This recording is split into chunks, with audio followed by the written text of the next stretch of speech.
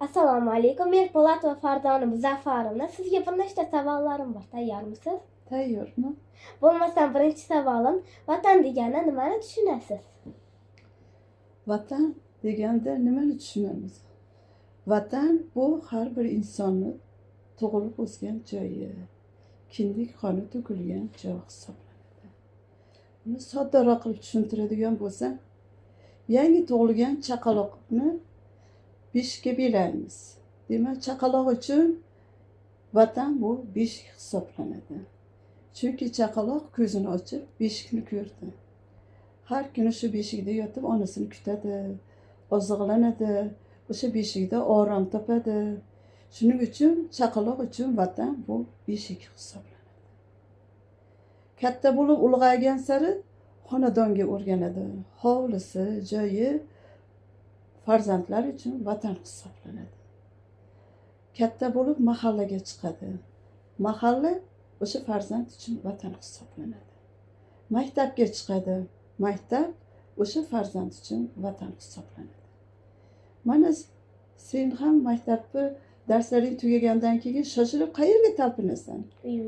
Uyingga talpinasan.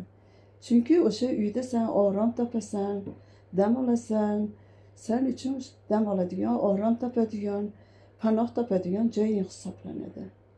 Demak, sening uchun vatan uy hisoblanadi. Katta bo'lib ulg'aygan sari vatan tushunchasi ham kengayib boradi. Vatan bu har bir insonni o'sha tug'ilib o'sgan yurtda kindik qoni to'kilgan joy hisoblanadi. Bekorga keksalar aytmaydi, vatan ostonadan boshlanadi deb. Demak, seni ostonang shu xonadoning hisoblanadi. Shu xonadondan boshlanadi vatan.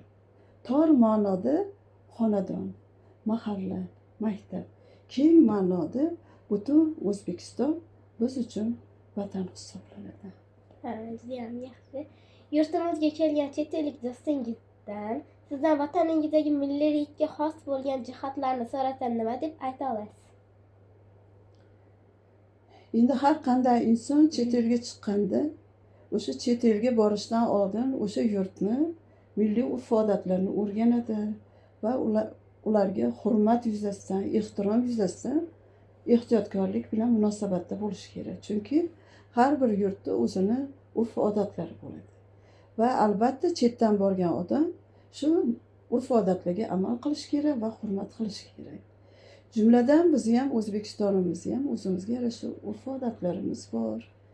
Endi urf-odatlar deganda nimani tushunamiz endi mana har yili nishonlanadigan Navro'z bayramlarimiz, mana ro'za tutamiz, ro'za tutishlarimiz, mana ko'p to'ylarimiz, tadbirlarimiz bo'ladi. To'ylarimizda kelinchaklarni chimildiqqa kirgizib qo'yishimiz, kelin salom qilishimiz. Bundan tashqari dasturxonga osh olib kelinganda, har qanday taom olib kelinganda ham birinchi bo'lib taomga kattalar qo'l uzatishi, to'g'rimi?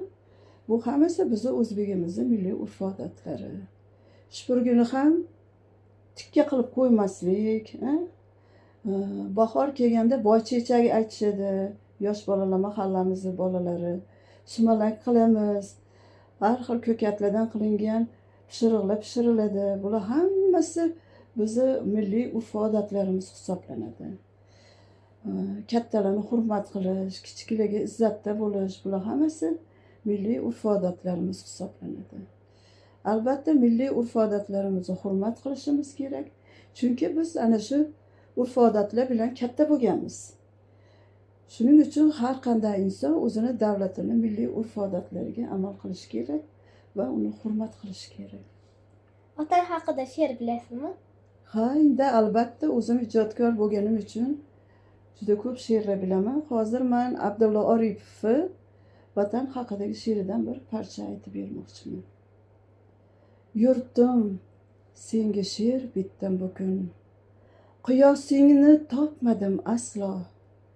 Shoirlar bor o'z yurtin butun olam aro atagan tanho. Ular she'ri ushdi ko'p yiroq, qanotida kumush diyori. Bir o'lka bor dunyoda biroq bitilmagan dostondir bori. faqat ojiz qalamim menim, O'zbekiston vatanim menim. Juda ham zo'r. Rahmat kattakon savollarimga javob berganingiz uchun. Mana bugungi kuningiz maroqli o'tsin. Sizga kattakon rahmat. Sizga ham jurnalist qizim katta rahmat. Kelajakda onajoningizni baxtiga, bizni baxtimizga jurnalist qiz bo'ling iloyim. Olima qiz bo'ling. Ilmlaringizga Alloh baraka bersin, ilmlaringiz ziyoda bo'lsin iloyim. Sizga ta'lim bergan ustozingizga ham katta rahmat. Sog' bo'ling iloyim. Rahmat.